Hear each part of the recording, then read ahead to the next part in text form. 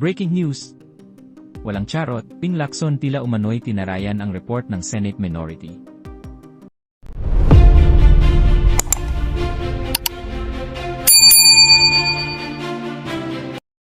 Walang paligoy-ligoy si Senator Ping Lacson, chairperson ng Senate Blue Ribbon Committee, matapos batikusin ang minority report kaugnay ng umano'y anomalya sa mga flood control project.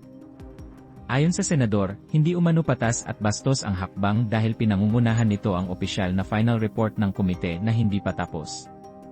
Napaka-unfair naman na dinisrespect nila sa pamamagitan ng minority report, na pini-preempt yung final committee report ng Blue Ribbon regarding the same issues tungkol sa flood control projects. Ano ba, dalawa ba ang Senate natin? Dalawa ba ang ating Blue Ribbon Committee? Rules ang sinasabi natin dito. Kaya nga kami mayroong libro yun ang aming Bible na susundan namin. Kung gusto nila ng bastusan, di bastusan. Kaya nga sabi ko respect begets respect. You insult me, I'll insult you back. Tungkol dito sa inilabas naman na minority report, itong grupo naman nila Senator Amy at saka ni Marcoleta, somehow parang feeling nila medyo you're veering away from yung liability talaga ni former Speaker Romualdez, at sabi niya talagang at saka ang mga pumirma ho parang iilan lang na mga sila Senator Jinggoy, tapos wala naman doon sila Cheese actually. Kayo ho ba, parang minamaliit ho ba yung accomplishment ng Blue Ribbon? Narinig niyo ba yung sinabi nila Senator Amy? Ganito, Danny, respect begets respect. Okay. Now, paano ko ititrato with respect yung isang dokumento that symbolizes disrespect toward the Blue Ribbon Committee and the entire Senate? Kasi ang last na bilang ko sa amin, sa current membership ng Senado, 24 kami. Ang miyembro ng Blue Ribbon Committee, 17 plus 3 ex-officio members. So, 20. Ang committee report kasi, isa lang yung Blue Ribbon Committee ng Senado. At ang committee report nag-i-emanate galing sa Blue Ribbon Committee. At ito'y niraroute. Alam mo, mga veterano silang mambabata. Alam nila dapat yung rules of the Senate or hindi man nakakalayo sa rules ng House. Dati silang galing sa House. Na pwede lang i-report out yung isang committee report kapag ito'y may signatures ng at least majority ng mga miyembro. Ng Blue Ribbon. 17 kayo. 17. Dapat nakapirma. 6 lang yung pumirma sa kanila at saka 9 lang yung binibilang nila. So, paano ko itatrato yung dokumentong nagsisimbolize ng disrespect? Paano ko bibigyan ng respeto yon? So, ang bagsak noon sa basurahan. So dapat hindi nyo dinidignify na yung mga ganitong mga pagpuna sa inyo. At saka isa pang nakakagulat dito, pumirma dito si Bato de la Rosa who has been absent for a long time since lumabas nga yung itong report na aarestuhin ng ICC, di ba? Okay lang naman yon kasi pwede naman talaga magpirma. Kasi ano pa lang naman yan Okay.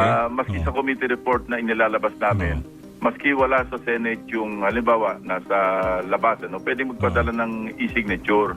Walang problema doon. Hindi lang siya pwedeng bumoto sa plenary kapag nagtatalakay na kami. Kasi ganito ang procedure I-report out, meron kaming debate, tapos didebatehin nila ako, tatanungin, at pagkatapos na yung period interpellation, magkakaroon ng period of amendments. Doon nila ipasok kung ano yung gusto nilang ipasok sa committee report na aming i-adapt sa floor. Hindi yung gagawa sila, uunahan pa nila yung minority committee. report. Hindi ba disrespect yun, pambabastos yun, Danny? So for now, dahil sabi nyo, isisingit nyo pa rin siguro yung next hearing dahil magsisesyon na kayo sa Monday, how many meetings pa before, let's say, magpe-prepare na kayo ng committee report on this? Meron kaming hinahanda baka sa pagpasok namin next week. I-route ko na yung partial committee report. Okay. Partial. Yung mga nasasaklaw na mga naunang pagdinig. Okay. At pagtapos noon, saka po gagawa ng yung talagang final, yung committee report mismo. Okay. So marami na kasi natalakay at marami nang sinabi ko nga sa aking opening statement. Napakarami ng accomplishments, huwag nila malaitin. Kasi bakit ba may mga nasasakdal ngayon?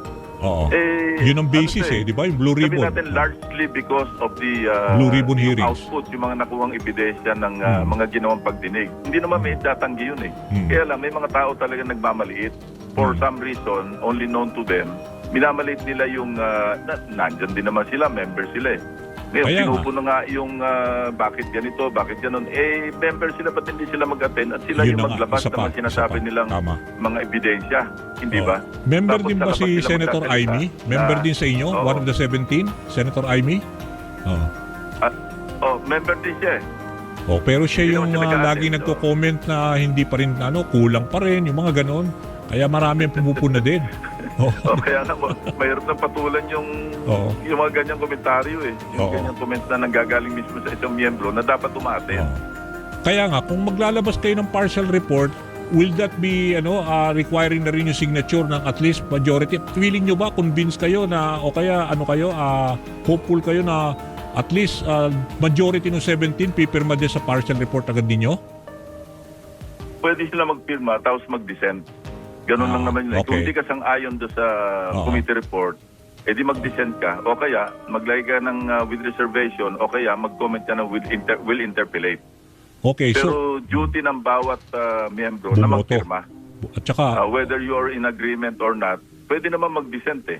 Ay dissent. Okay. Ganon. oo. Pero Kung for hindi now, ka umaayon, oo. So for now, parang ang feeling nyo, dahil sabi nyo na rin, marami yung accomplishments, pag lumabas yung partial report and yung full report mismo, tingin nyo ho ba, tuloy-tuloy na ho? Kasi parang ito rin nagiging basis ng DOJ at ombudsman para dun sa filing ng cases.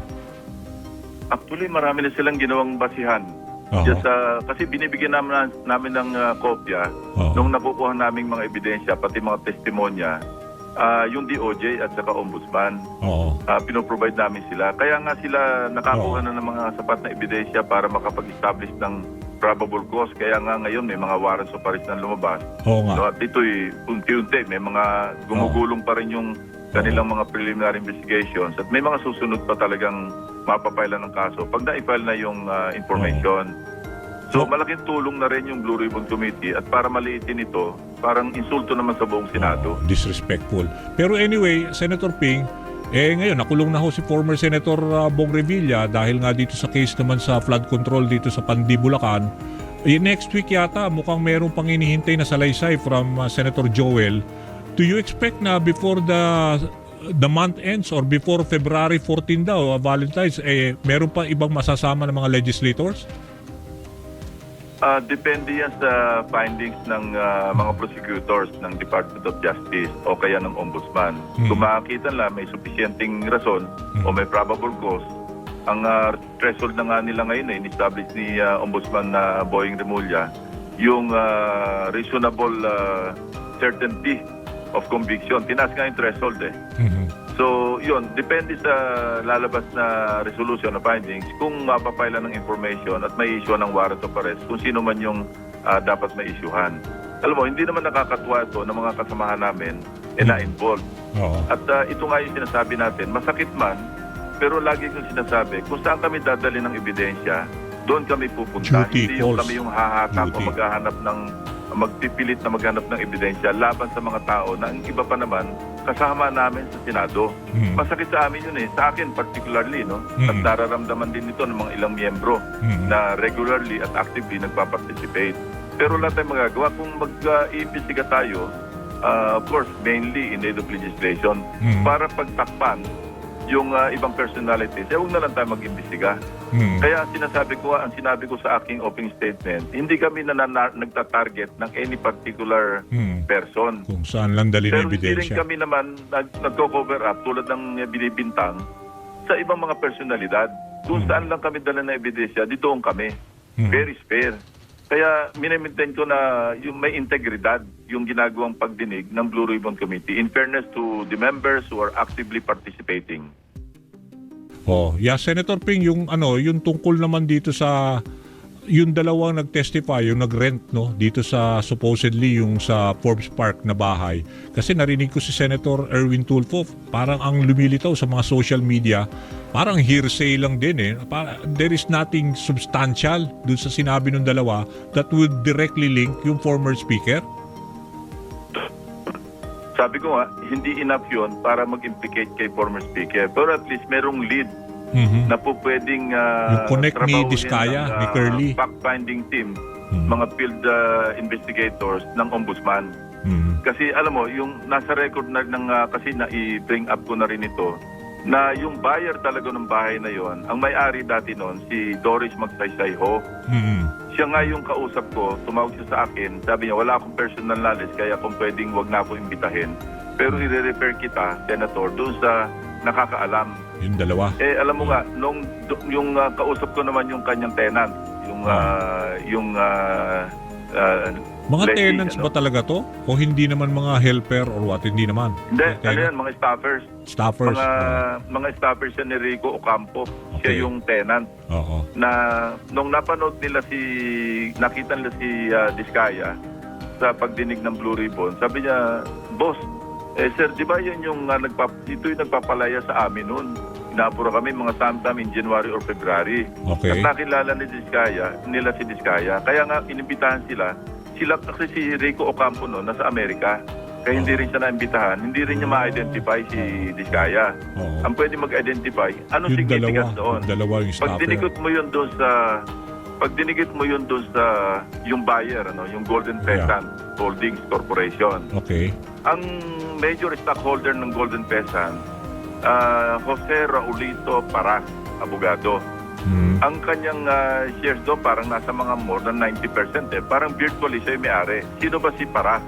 Si Paras, nung ni-record check namin, siya ay nakaupo sa board ng at least 3 kumpanya ni dating Speaker Romualdez. Ha? Ganun ba? Oh. So, at nag-treasurer pa siya doon sa mula 2018 hanggang 2023 doon sa isang kumpanya rin. Kasi mga Benguet Corporation, EEI, yung joint venture ng ABS-CBN, yung Mark Ventures ba, or yung media firm, no, na nakaugnay din kay Speaker Romualdez. Yun yung siya yung nakaupo doon sa board. Nakita na namin yung record nito sa Securities and Exchange Commission. So, yun ang link. Kasi kung dinideny ni Diskaya at saka ni former speaker na wala silang ugnayan, na bilay na ito noong positive identification ng 2 staffers ni Rico Ocampo. Kasi nga, positively identified sila. At ulitin ko, sa Philippine jurisprudence at saka sa rule on evidence, ina-outweigh ng positive identification yung denial kasi dininay ni Diskaya eh. Oo nga, nandun So, siya. sa Dininay susunod niya. na Hindi niya pagdinig- raw kilala. Hindi pro siya nakarating na South Forbes, di ba? Ganun yung statement. Yung salita niya yon. Pero pagdating nga sa korte o sa preliminary investigation, mas bibigyan ng bigat, ng weight, ng mga prosecutors at saka ng korte, yung positive identification na ginawa ng 2 staffers. Kesa doon sa denial ni Diskaya. He can deny all he wants, pero in-identify siya positively eh. So mas may ngayon, lead lang yun, hindi ko sinasabing, kaya sabi ko, hindi ito mag-implicate. Yung kay Gutesa, of course, i-consider ko rin yun doon sa committee report namin kasi while hindi na siya o nawawala siya, hindi na siya nag-appear sa DOJ, sa Ombudsman, pero sinumpaan niya pa rin yung salaysay niya sa harap ng Blue Ribbon Committee. So hindi pwedeng i-disregard yun. Kaya lang, asan yung corroborative evidence doon sa sinabi ni Gutesa? Mag-isa lang siya eh. Tapos nawawala pa. Wala naman dokumento pinakita. Senator, So yun ang big-aral natin. Samantalang itong sa 2 staffers, pati yung kinapunuan, yung kay Bernardo, na sinabi niya si Ulaybar, na-deliveran niya ng SOMA, na kickback. na-deny din. Naman stand-alone yun, Danny, kasi nakukorroborate yun ng GAA, ng dokumento sa GAA, na nandun listahan ng mga items na pinonduhan ng SARO. Naglabas ng SARO para mapondohan. Galing sa program appropriation. So, hindi stand-alone yung testimonya ni Bernardo kay Ulaybar. Nagtanggi rin si Ulaybar. Pero, Ulaybar. At saka si Maynard Ngu, lahat sila, nag-deny yung dalawa di ba? So, ibig sabihin, I stick to my story. Sabi ni Yusek Bernardo, yun yung sabi mo na meron talaga ebidensya na inilabas doon. Yun ang susundan ninyo at yun yung tatrack nyo. Diba? Senator correct. Ping. Nandiyan na yun eh. Part na ng record ng committee yun. So, ang sinasabi ko lang, he says, si Bernardo, hindi nag-iisa yung kanyang hindi siya rin nag-iisa sa testimonya o sa ebidensya na say so, no? He says. Yeah. Hindi ganon. Ito, meron siyang pinakitang dokumento para susugan. Mahirap mag-invento ng Tama. ng numero. Kasi pag na-fact check ka, Oo. lalabas at lalabas na kung sinungaling ka o hindi. Okay. Lumalabas nung chinek namin sa GAA, Oo. nandun talaga yung mga listang Oo. items, pati yung exact figure na binanggit niya. Okay. Tungkol dito sa ano lang meron pa tayo mga ibang item na pag-uusapan. Senator Ping, yung tungkol doon kay Jose Rafaelito Paras pa yun, yung sa Golden Peasants. Sabi nyo, Raulito. board officer pala ito Raulito, ng mga kumpanya ni former Speaker Romualdez. Na-trace nyo ba kung ito ba ihaharap nyo rin mag-explain or mag-testify? Oh. Correct. Kailangan tawagin siya. Kasi kung sasabihin niyang sa kanya yon, Yes. ang susunod na tatawag sa kanya, BIR. Kaya nga, Kasi yun nga ang gusto ko. hindi ganun Yung link yung link kamura yun, importante. yung bahay, Oo. Mahigit 1 billion yun. Kaya nga. Ano yung kanyang wherewithal, ano yung kanyang capacity, Oo. kapasidad para bumili ng ganong kalaking property, ganong kalaking halaga ng property. Oo. So may papaliwanag siya. Yun nga. Kung sabihin niya, walang kinalaman si speaker dito, akin ito, 99% ako rito, magpaliwanag siya sa BIR. Kaya nga. Yun ang susunod doon. So ito, mga leads ito, Danny, yun ang sinasabi Yun ko. na nga Not Kaya enough marami. to implicate, pero there are leads that can be pursued by Yeah. the investigators. Okay. Pagdating na sa prosecution at saka sa trial Yeah. sa korte, oo. Maraming mga connecting the dots na kailangan ayusin dito at saka mga personalities na dapat himayin. Anyway, isa pa tatanong ko dito. Yung kay Senator Bato, meron na bang isinusulong na ethics complaint laban sa kanya dahil hindi na ho siya humaharap ngayon sa Senado? Ang chairman ng ethics committee namin, si Senator J.V. Ercito, Oo. hindi ko alam kung meron na nag-lodge ng complaint. Although si Oo. dating Senator Trillanes, sabi niya, magpapile siya ng ethics complaint against Sino ho? Senator Sino? De La Rosa. Senator? Wala akong Wala? knowledge kung nakapag-file na siya ng ethics complaint o hindi. Si Senator JB, you mean? Siya ang chairman. Pero sino yung ng sabi niyo ethics hinihintay committee. niyo magpa-file? Senator Trillanes. Trillanes. Okay. Oo. Okay. Nagpahayag na siya sa media Okay. na magpapile daw siya pag hindi pa nag-report sa Oo. Senado. Okay. Si Senator Bato. Tapos ito lang impeachment ho na isinalang naman at dito complaint labang kay PBBM. Ano ho ba ang tingin nyo rito? Is this something na parang ang dami na kasi nagsasabing drama raw to Hindi para sa akin mag-comment Danny, kasi kung halimbawa umabot sa Senado, magiging trial judge ako Okay. So, Okay. mahirap mag-comment basta tungkol sa mga impeachment kasi Oo. lahat kami magiging senator judges At kung kayo naman ang tatanungin mga kababayan, ano kaya ang inyong reaksyon at komento sa balitang ito? Please comment down below at huwag na rin kalimutang i-like at share ang ating video. Thank you for watching.